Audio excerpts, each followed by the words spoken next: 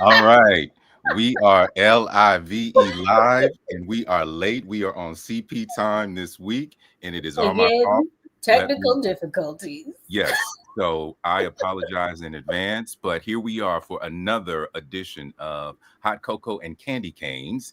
I am Shawn Harrison, one of your co hosts, along with, Daphne Jones here. yes. So as we start, always, how are you today, Daphne? I'm great. How are you? It's been an interesting day. All right. Bes- So I'm not going to. Besides your technical difficulties. Oh, technical difficulties galore. But the next thing is, so what is your snack of the day? I have repeated a snack. Okay. My dark chocolate mint star cookies from Okay. Trader Joe's. Okay. Okay. All right. Well, I this week I have the dark chocolate covered pistachios from Look Trader at you with some Joe's. chocolate. Yeah, and actually these are actually pretty good. So I'm excited about Shock of shockers. yeah. All right. So let's get into this. This week we are covering, and I want to say this properly. BB Winans' We Three Kings that aired on Lifetime.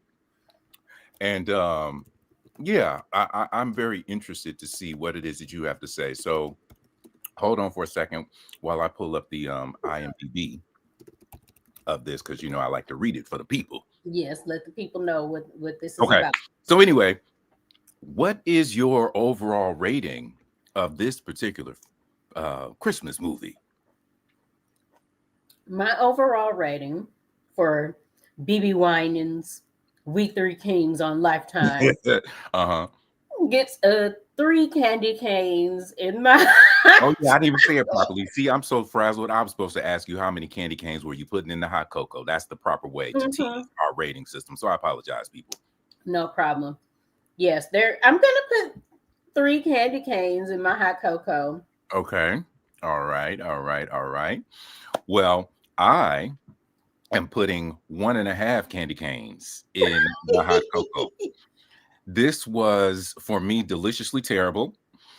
Um, it didn't get the ire as much as typical films do. So my Grinch didn't come out, but when I tell you that there were plenty of things that were um, kind of terrible, that's what this film is. This film for me was sort of a sappy Hallmark card come to life in all of the splendor, but the phony ways in which a car can do that for you. So, as we always love to do, I am interested to know what were the three things that you liked the least about this particular film?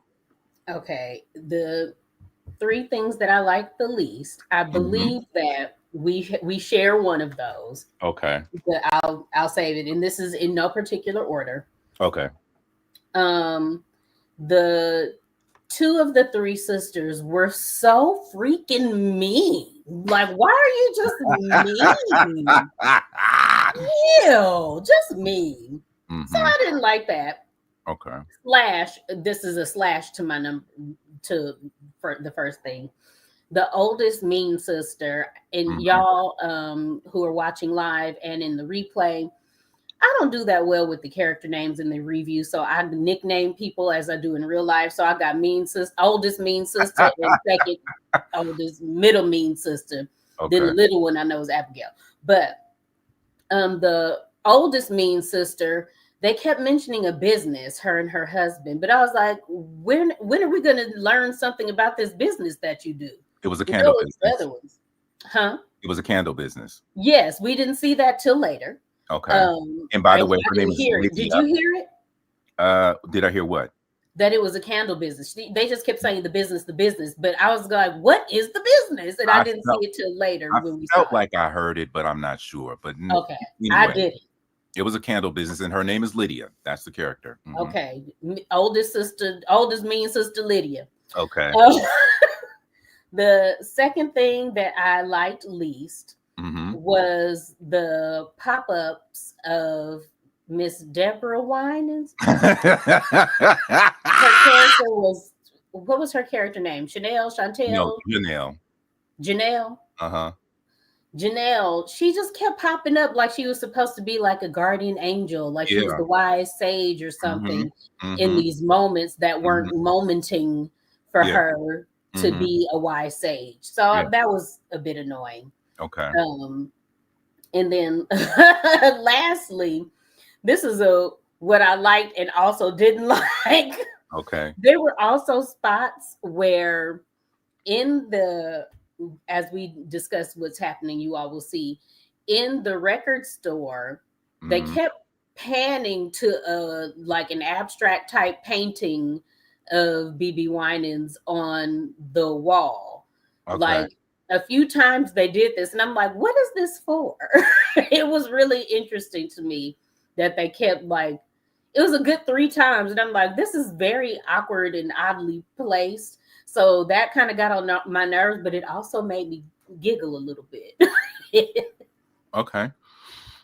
All right. All right. Well, as you stated, we do share one of the things in common about something that we didn't like in this particular movie. So, um, this is an inside between you and I, but I'm going to bring this forward. The thing that I'm going to say that I liked the least, my number three, was BB's ass singing. It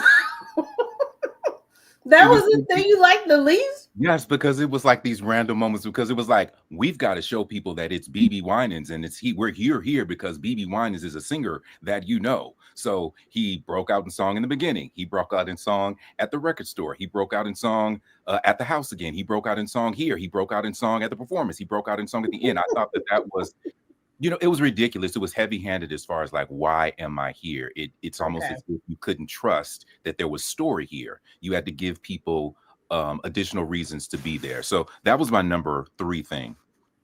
My number two thing was many of these holiday films, if you guys didn't know, that Lifetime and Hallmark shoot are done in Canada. I have a thing about Canadian acting. Canadian acting is not believable, and it bothers me. It gets under my skin. So my number two least liked thing was there are a couple of, well, there's several of them are Canadian, but there are two actors in particular that stood out to me.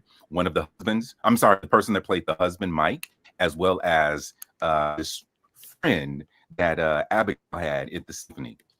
And then my number one thing is what I share with you, which is Joy Wines playing this character named Janelle. And as Daphne said, she pops up like she's an angel. So it was almost like watching an episode of Touched by an Angel where she always just appears out of nowhere, uninvited. Like at some point, I'm screaming at the TV, B, and I'm using the real B word. Why are you here?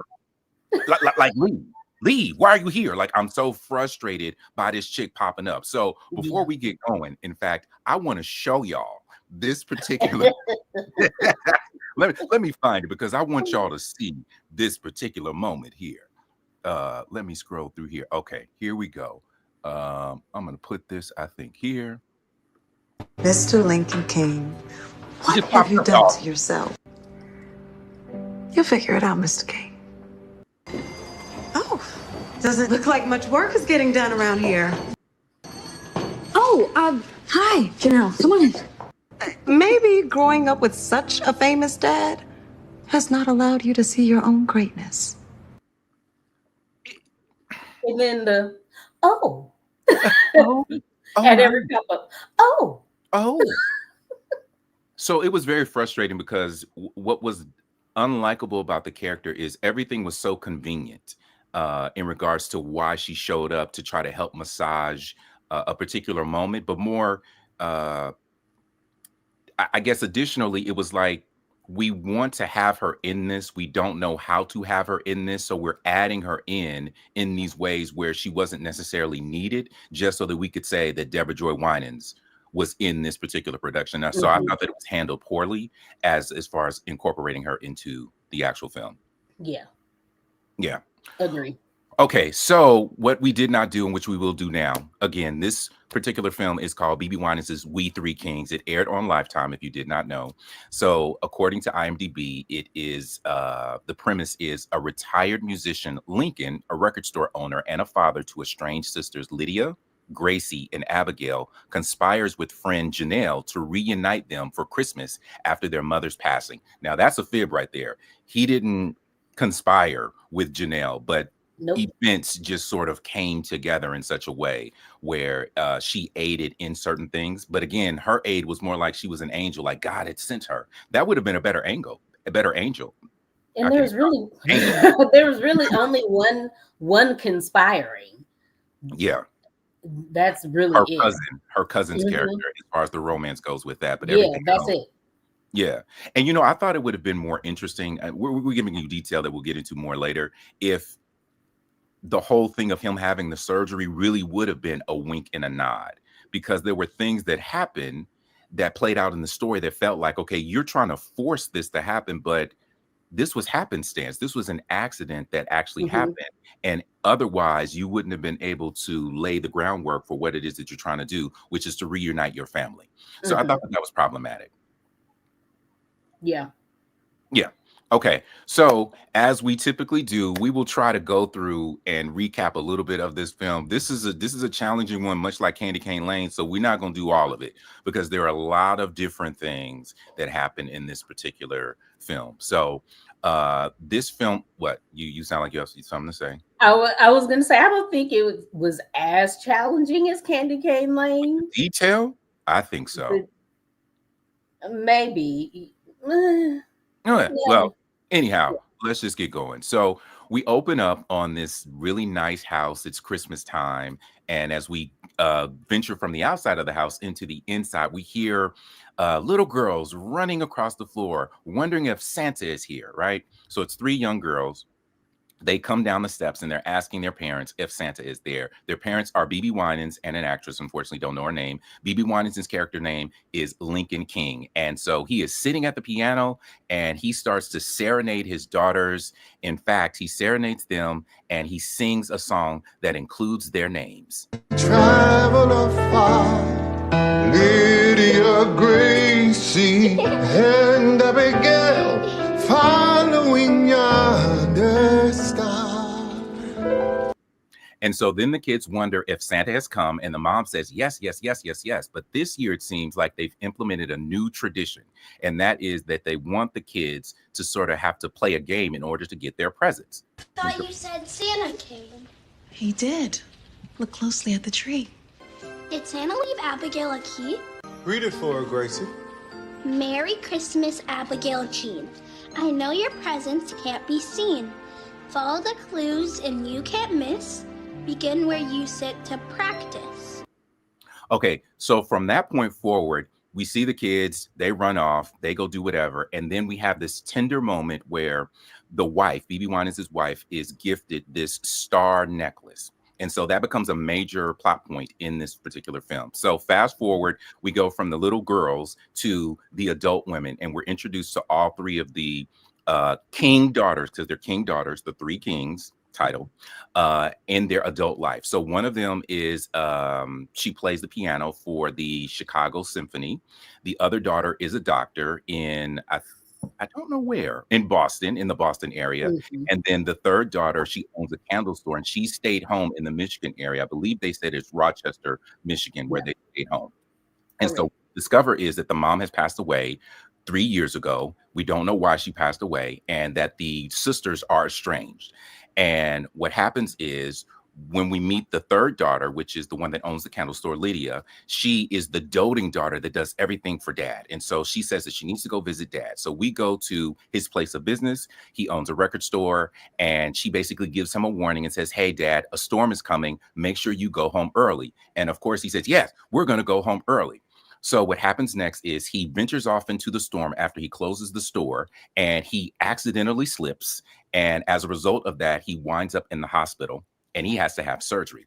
So while Lydia is sitting in the waiting room, waiting on the news, she says to her husband, oh my gosh, I wish my sister Gracie was here, because Gracie is a doctor.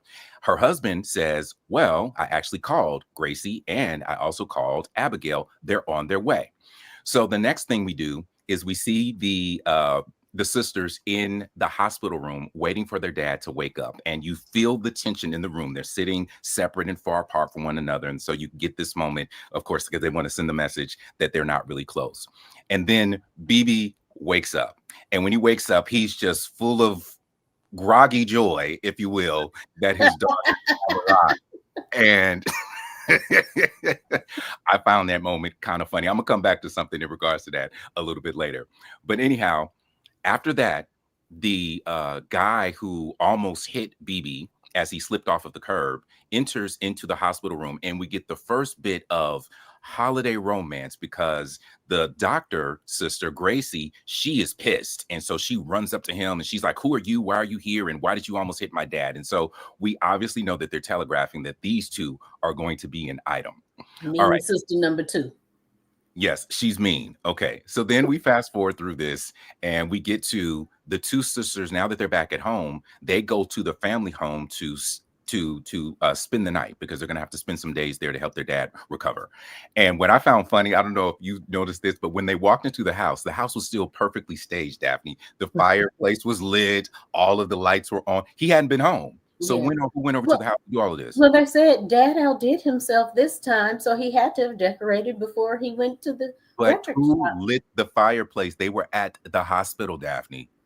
Mike probably went home Oh, and okay, you're gonna put this on Mike. Okay, cool, fine. I mean, give me some reasons to like this. Okay, so anyhow, after that, we then get the introduction. Oh, you know what? I'm so sorry. I missed something because this is very important.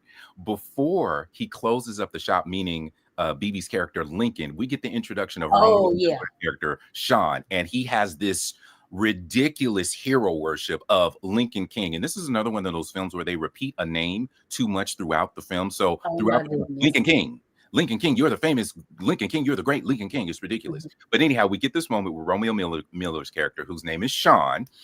He comes in to introduce himself, and he's so excited because Lincoln King is his hero. All right, so I have to put that out there because what happens next is that the daughters want to step up. So the daughter, who's a pianist, Abigail, she goes to run his record store. She's in over her head, but who pops up to save the day?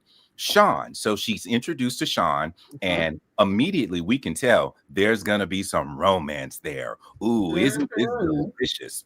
So Give me then the romance. we get the romance. All right. So after that, we also learn that the sister, what is her name? Lydia, the sister who stayed home. Sister number 1. She is not having a good time in her marriage. And she's not having a good time in her marriage because she feels overworked and she doesn't feel like things are coming together, as well as she desperately wants to conceive a child. And she and her husband have not been able to conceive. And so it's a problem. And then the other thing that I failed to mention is all of them are angry with one another because they think that the mom's necklace has been stolen or lost, or one of them is holding it as opposed to sharing it with the rest of them. Okay, so she's carrying around a lot of hostility in her heart and in her spirit. Okay, so while also trying to fake like everything is good with her husband for the business and social media. You see her constantly like, "Oh, you're eating cereal? Let me come take a picture with you while you're eating cereal." The people who follow the business are gonna love this. Yeah, they want to project the perfect image, or at least she wants to project the perfect image. And so the husband plays for her candle store, for her candle shop, and the husband plays along unwillingly to a degree, but he plays along. Okay, so we then get what becomes a series of the guy who actually almost ran Lincoln over. His character's name is Jacob, and so he keeps popping up, much like Deborah Joy's character Janelle keeps popping up. So he pops up at the house to help the brother-in-law Mike set everything up because it needs to be wheelchair friendly. So he comes over for that. They then get to know each other a little bit more when he comes over the following day with some hot chocolate, because it's revealed that Lincoln King loves hot chocolate. So he comes over with some hot chocolate the following day. Lincoln isn't available, but they have hot chocolate and they have pastries. And so Jacob and mean sister number 2, Gracie get to know each other a little bit better. And so she's recognizing that she misjudged him when she first got to meet him in the hospital, as well as when he revealed that he was an attorney. She thought that he was going to sue, and then can come to find out he's just in town because he wanted to represent these kids who were damaged by the local water supply. And so she's having a change of heart in real time, and you're really seeing it on screen. Okay. So we also get this budding romance, as I mentioned, between Shawn and the other sister who plays the piano, Abigail. And so they're in the store and they're having a good time. And so we get this moment where Janelle pops up, as you might have seen in the clip that I played. And so she interrupts something. And so she sees that there's some romantic things going on. And so in that moment, he's going on and on and on because we discover that he's a musician and he doesn't know anything about Abigail. And so when he finds out later that day, when mean sister number one, Lydia, drops by and basically spills the bean, like, "Oh, you don't know who my sister is? Let me tell you who my sister is. Okay, my sister is so and so and so and so. Okay, she plays for the Chicago Symphony. Yeah, and so I found that this was so weird that he was so upset. Yeah, of course it was very weird. And I was just like, "Sir, why are you mad about this information?" Exactly. You don't know her. You've known her for a period of, I think, 2 days at this point. Yeah. And so no, but this is what he explains as his reason for being mad. We worked side by side in this store, and I have shared everything with you. What? You here for 2 weeks, sir. He on vacation for 2 weeks, and he's putting on a big ass show. Like he been head over heels in love since the moment that he sees this chick in the record store. It's crazy. It's absolutely crazy. That was so funny. How dare she not divulge this information about herself? This is like a Hallmark card come to life because it's so perfect, because it's so phony on every level. It's so contrived on so many different levels. Okay, but nevertheless, okay, let's move forward. Okay, so they have that moment. Oh, so the next day he comes back into work because he's helping out at the store to help Lincoln, and he's helping the chick because he likes her and stuff. And so he's giving her the cold shoulder and she's trying desperately to break the ice, right?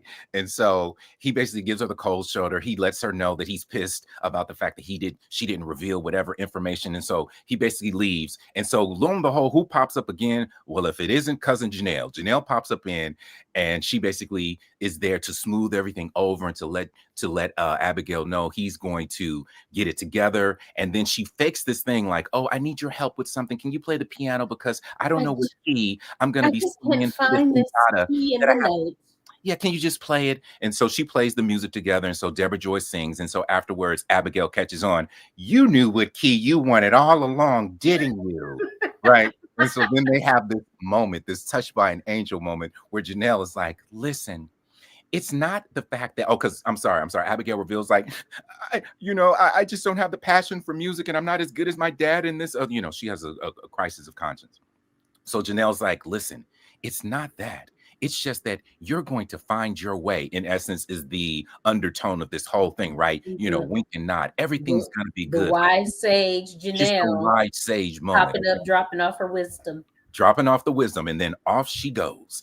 Okay, so then we go back to okay, I'm sorry. So then what happens is the ice is broken finally with Shawn and Abigail, and in the middle of them smoothing things out, they get a phone call from, Abigail gets a phone call from her dad at the store, and her dad says, I want to talk to Shawn. And he invites Shawn over for dinner. And so what we find out is she has invited Shawn over for dinner. He has invited Jacob, who is the love interest of Gracie, over. Sister number 2. Stop it. And of course, Lydia and her husband have come over. Okay, so now this was one of my most fun moments because it's so ridiculous. Okay, so we have this thing about the keys, right? And so there's this awkward moment where, for me, he basically says after dinner, it's time. It's time we talk about, basically, we got to do these keys. We got to do the riddle, right? And so one of the daughters is like, "Nah, we can't do the riddles. We got guests here." And so what happens is the sisters decide to, I'm sorry, they're trying to answer a bit of the riddle. So they take their asses upstairs and have a fight while they have company in the house. And so you have these But awkward, wait, you what? have to say what what BB says when they go off upstairs to the men left. He says, "Never mind what happens next." You know what? Wait a minute. Let me see if I got that clip. Let me see if I got that. Okay, hold on, y'all. Let me see if I got this. Tell you why I invited you all here for dinner. I knew you were up to something. It's time for the keys. Wouldn't it be better if we do this when we don't have guests? There's only keys for Gracie, Abigail, and me. No, I think it's the right time. Okay, it's gotta be under his bed upstairs.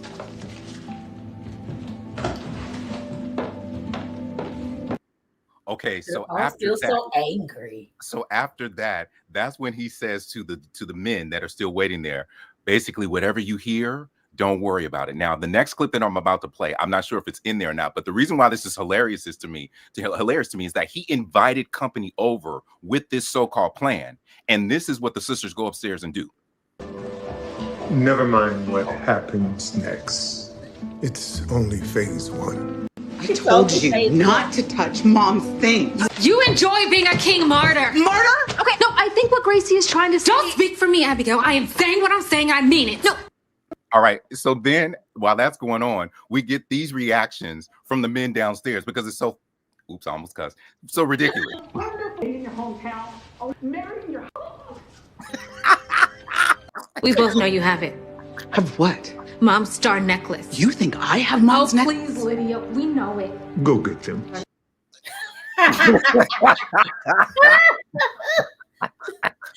Go get them. Okay, so after that happens, they all disperse and they go their separate ways. They're angry. Okay, so they're angry. Daphne, help me out. What comes after the anger? Oh, I'm sorry. Okay, so what's revealed? What's revealed in this fight? This is important. What's revealed in the fight is that the Lydia basically says, "You guys think my life is perfect. It isn't." And so she disparages her husband. She's basically like, "Listen, I'm with my hometown my high school sweetheart. I'm this, I'm that, I'm the other. Basically, he ain't nothing. I ain't nothing." Okay. The Abigail reveals like that fact that she doesn't think she's as good as her father as far as a pianist, and that she's not happy, and she doesn't think that she has the magic when it comes to music. And then Gracie, the doctor, reveals that she is under so much pressure because she never sleeps, and she's walking around with the guilt of being a doctor and feeling as if she has these people's lives in her hand. And what does it feel like to not succeed at helping people, because obviously that's connected to their mom's death. So this is what comes out. Okay, so they disperse after that moment about this necklace because it's so important to them, and they go their separate ways. When Gracie comes downstairs, she basically trying to get booed up with Jacob again, and so she's like, "Where's Jacob?" And they like, "He left." So what also came out during that is that the sisters are like, "Listen, your ass wasn't even gonna come home for Christmas because you were going skiing with this dude." And so Jacob hears this, so he like, "Oh, it's time for me to go." So he walks out of the door As if they had been in this relationship. Actually in a relationship. So she storms outside. Hold up, right? I don't know what you think you heard, but it's not true. I fixed it. But he stops her. He like, "But is it true?" And she's like, "Yes." Right? So he's like, "But I fixed it." So then they have this other funny moment, which is hilarious to me. I guess it's so cold outside. He takes his trench coat off and he puts it around her shoulders. They have two more lines of dialogue in this fight. And then he gets into his car and he drives off. And we then, I think, segue to the next morning. And in the next morning, we see Lydia, the candle owning sister, and her husband ain't having none of it. He basically walked in the kitchen. Honey. He ain't talking to her, right? And so she basically pleads with him, "Honey, my family is a mess. You can't do this to me," right? And so he basically tells her, "Listen, if this ain't enough for you, then you got to go do your thing. You know, you make a choice, okay?" Do so what you do. we have that moment. And then something happens with Shawn and Abigail, but I can't remember. You guys tell me what happens with them because She keeps looking for the clues in the yes, record yes, store. yes. Okay, so they went upstairs to get the clue, which was under the bed. Don't know why they went upstairs. Well, I know why they started fighting. Lydia was mad that Gracie had packed the stuff. So they never got the clue that was under the bed. Well, Abigail remembered. So she went and once she remembered where it was at the record store. So she went to the record store. She got the clue. She got excited. And then she went to Lydia's house. While she's at Lydia's house, what's going on is what's the other sister? Gracie. Gracie is so desperate to make things right with Jacob that she goes all over town trying to find what hotel he's staying at. Winds up the front desk of this one hotel, and she is giving this man the business at the front desk. She's trying to run every bit of game that she's got to get this information. Like, is he in this hotel or not? And he's standing there like this. It's really a funny moment. He's like, I cannot give you this personal information. And she's just like, listen, I need this because I think I'm in love. Was that not one of the funniest moments? It was hilarious. Because I think I'm in love. So that she was like this, telling him, right. If I had this and I had that, and blah, blah, blah, blah, blah. And then she goes, and I think I'm in love. And he's like, oh, well, in that case, let me. Hello? Here's his room number. And don't forget, he goes, and what is your name? Okay. She says, mean sister number 2. She did not say that. She said her name was Gracie. That's what she said. Okay, so then we have this cute moment. It actually is a nice moment where she's then giving the jacket back to Jacob, and they have this honest conversation. And basically she says, listen, me and my sisters, we are estranged. It has caused a lot of strife in my life. And what I'm hoping for is that we've got to mend this and bring this back together because it'll basically heal a lot of what's wrong in our lives. And then the most important thing, because this is always about romance, she basically makes a request of him. She says, hey, listen, because he's not from there. Don't forget, if I didn't say this earlier, Jacob is traveling in town. He's supposed to have headed out of town 3-4 days ago, but he's been staying over because he won't Gracie. So she thinks obviously he's getting ready to run again. So she says, will you please stay through Christmas, mind you, to see if there's something between us? So of course, he's going to stay. Okay, so after that, I told you that what's that chick's name? Abigail. She was at the record store, so she rushes over to Lydia's house. So now, guess who else shows up at Lydia's house? Me, sister number 2. Gracie shows up at Lydia's house because they want to make things right. Okay, they want to make things right. And so when they walk in the door, they basically pile onto, they put their arms of comfort figuratively around the brother-in-law. Says, she didn't mean any of that stuff that she said. You're the greatest. Okay, so then we love you, Mike. Abigail gets a phone call. Guess who doesn't have someone to play at the cantata for them? Janelle, and they need Abigail. At the last minute, Shawn the piano player has an issue. Shawn is the one person who makes the phone call and says, "Can you please do this?" And so the phone call to mean sister number 1's shop. It does. So I jumped the gun, didn't I? Okay, so I'm sorry. The brother. No, I did. No.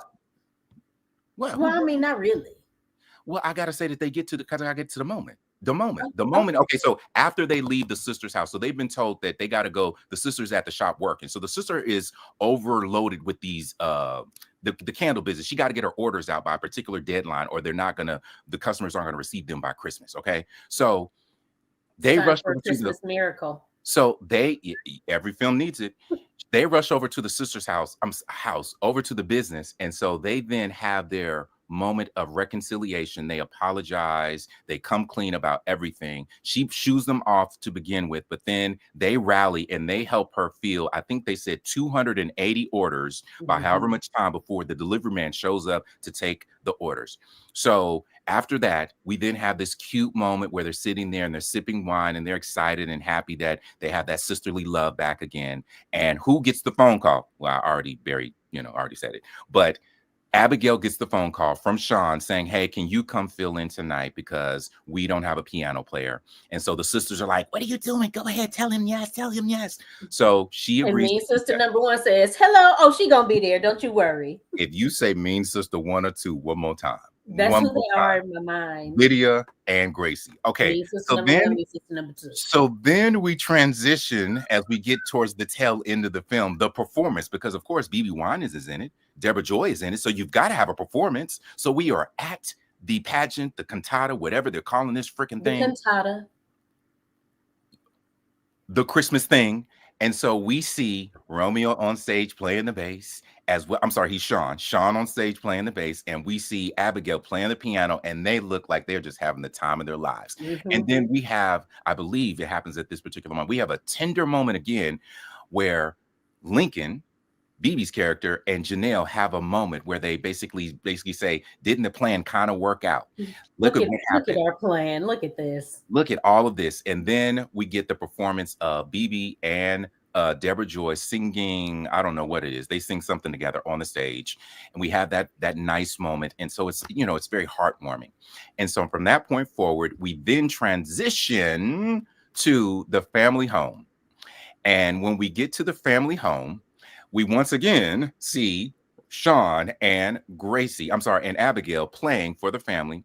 And after that ends, we have a moment where I can't remember who starts that. I don't know if the daughter starts it or if BB characters says something in regards to happiness and music. And nevertheless, Abigail reveals that she feels like she's found her passion for music again, because it wasn't the music, it was the type of music. And so she's found it again. And so she's made this decision because she thinks that she's been fired from the Chicago Symphony for taking days off to come visit her dad, that she wants to go on the road with Shawn's group, because he's in a quartet called the Midnight something or other. And so in that moment, we get this cute little moment where let me see if I can find it in here. We get this cute little moment where they ask BB if it's okay, and if I can find it, this is what BB has to say. I think this is it. Whatever makes you happy, Abigail. To go on the road with Harlem Midnight. If you'll allow it, Mr. King. It's Lincoln. You don't have to ask her father. Abigail has a mind of her own. But I approve anyway. Thank you. Okay, I'm sorry. Yeah. So in the movie, they had that tender moment. We know that they're together as a couple. Obviously, that was a euphemism in some type of way for perhaps he's asking for hand in marriage. Obviously, we also get a moment then of Jacob and Gracie, where she basically says, "You're my someone," and then they kiss next to the tree. And then we see a tender moment of Mike and Lydia having a lovey-dovey moment. I'm sorry, and we have one last moment that I got to share. Gracie wants Lydia to come visit her in Boston. And so at first, Lydia's like, "No, I don't know. I don't think so." But Gracie says, "No, I know the top fertility something or other. You have to come visit me." And so we get this moment of the sister like, "Yes, that's great." Okay, so then we end this particular film with, guess what?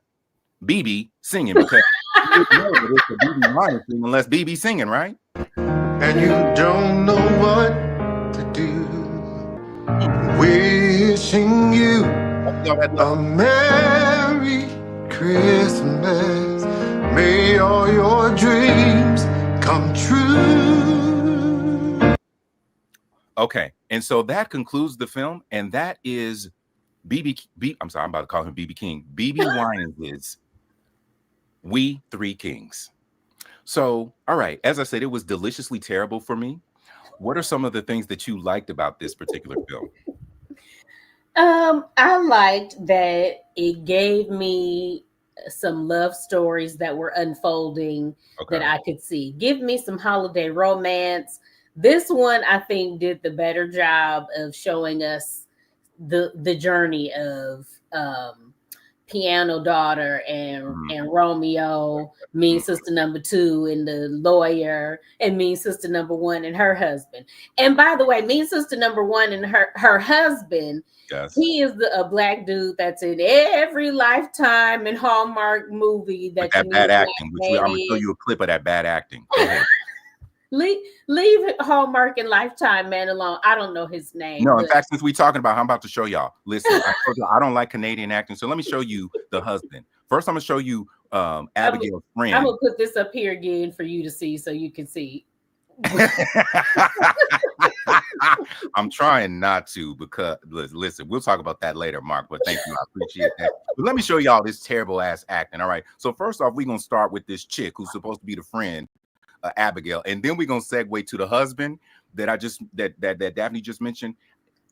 Terrible, just absolutely terrible, terrible. You all right? Sure. No. Are you all right? I know what today is. The anniversary of losing your mom. 3 years. Wait a minute. What was that reaction? What was that terrible, bad acting reaction? What was that? Okay, now on to the dude that Daphne talking about, the one who's in all of these Christmas movies and his bad acting. All right, here we go. Our home can't be in chaos too. I can't handle it. Lydia, if your life isn't glamorous enough, or if who I am isn't impressive enough, then maybe you need to end the chaos. Start a new life. Leave him alone. It's so terrible. All right, I'm sorry. So go ahead. What was another thing that you liked? Okay, another thing that I liked. Let me see. Let me find it. I'm finding it. I thought that the fun little Christmas thing, at the way that it opened in a flashback, that was a cute little familial scene of like, oh, here's what we're gonna do, here's what we do at Christmas, and we have these little riddles on the tree and you go searching. I thought that was cute. I liked that. Okay. And again, this is another, I didn't like it, but I liked it because I found it entertaining. I'm gonna mention again the pop-up or the camera panning to this painting of BB at random times. Like the way it was done was as if you would have thought he was dying in this film. They would be talking about him and then it went over and you saw the painting and then it went on. But I'm going, this man got a broken leg or ankle or whatever. He's not on the deathbed. What is happening? So I thought that was pretty funny. So those are the things that I liked. Overall, I thought it was cute. It gave me what a Lifetime / Hallmark type of Christmas holiday film it is, and it gave me enough romance. I wish it was more romance, but it gave me enough, to satisfy me in the, and there were 3 romances that were happening. So yeah, definitely. That was good. I liked it. Okay, so I want to show you guys something. She talked about something about BB almost dying. So when he's in the hospital, about him not almost dying, but whatever. When he's in the hospital, I cracked up because they have this bandage around his head, and it reminds me of an emoji. So I cannot with you. I don't know if y'all see that, but why did they have his head wrapped up like that? Because he fell in the snow, and obviously he hit his head. But why does he look like the hurt head emoji? That's what I need to know. That's the only thing that I want to understand.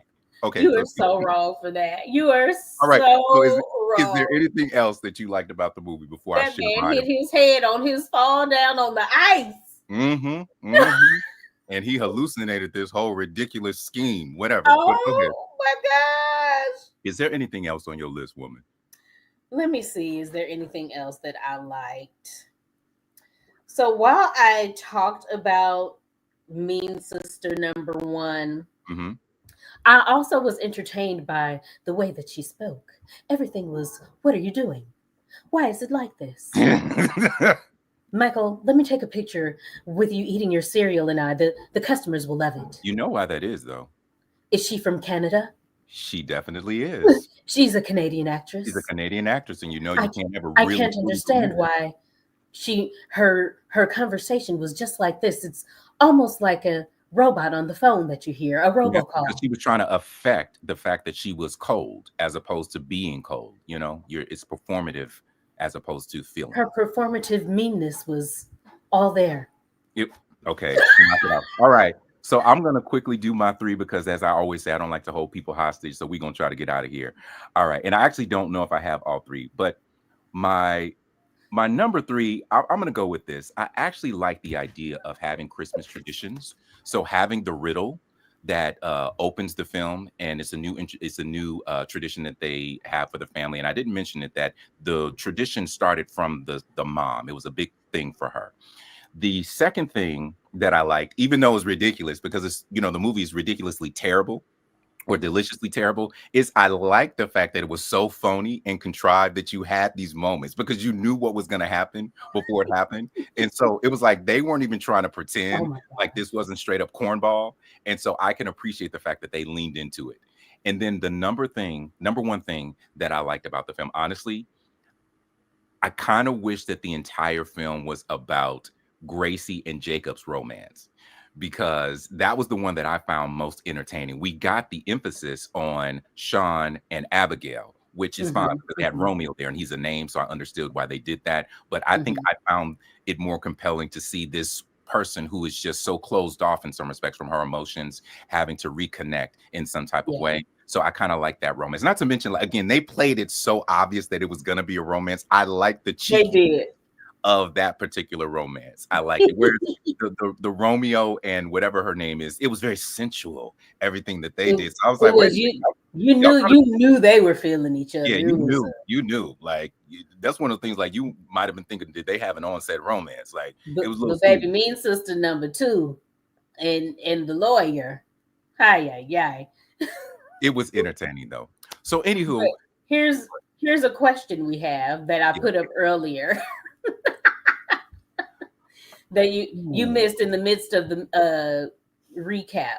To be perfectly honest with you, I would say that the two better performers in the film had to have been the one that she's calling mean sister number 2, which is Gracie, who played the doctor, as well as Romeo. I would say that they were the strongest as far as just believing what it is that they brought to the table. I would say a close second to that was the dude who played Jacob, the attorney. Like, he had a clear vision of what he wanted to do. He just wanted to be a dude that smiled and did all of his lines like this the entire time. And so he just wanted to grip charm. So those are the three that stood out to me. What about you, Daphne? If you can't answer, don't. Those are just the ones that I thought were, I would have kept them. Yeah. I can't answer. I can't answer it. I can't answer. Okay. All right. But I do agree with you though on like there should be some sort of spinoff on Mean Sister number 2 and her love interest. That was hilarious. And this is right. I want to know why Mean Sister number 1 didn't get more screen time too. No, you didn't need more. She was angry. She was so angry. She was like the prodigal son's brother who was mad that he had to stick around and do everything and wasn't appreciated for it. That's what you got from that particular character. So no, you did not want more of her. You didn't. And getting more of her would have required us to get more of her husband. And he was terrible. Absolutely terrible. I don't know why you leave that man alone. He is the black friend in all the Hallmark with them damn glasses. Those ridiculous damn glasses. We need his representation. Okay, listen. This concludes our discussion about BB Wine's We Three Kings that is now on Lifetime. If you choose to check it out, please have a good time with it. For me, it's deliciously bad in a variety of ways. It's enjoyable. But it is enjoyable because it's deliciously bad. Now, I don't know about Daphne again. I gotta chide her about this 3 damn candy canes. I think that's a bit much. But don't worry about my 3 candy canes. You know what? I think that what you're doing is very ugly. It's very ugly what you're doing. It's very ugly. But on that note, once again, we thank you guys for sticking around, playing along with us. Next week, I believe we are going to do. Are we doing Your Brewster's Millions, or are we doing? Okay, that look tells me she's undecided. So hopefully we'll have a decision in the next day or so about what we're doing next. All right. Yeah. But until then, let's just say the Brewster's Millions on BET Plus. For now, it is Brewster's Million on BET Plus. Brewster's Christmas Millions or whatever Whatever it is. whatever Which it is. also has Romeo in it, which, by the way, Romeo is in like every Black Christmas holiday film this year. So we'll be talking about Romeo again next week. Yeah, I can't even talk. Potentially, we'll be talking about Romeo again. All right, y'all. See you later. Bye, guys.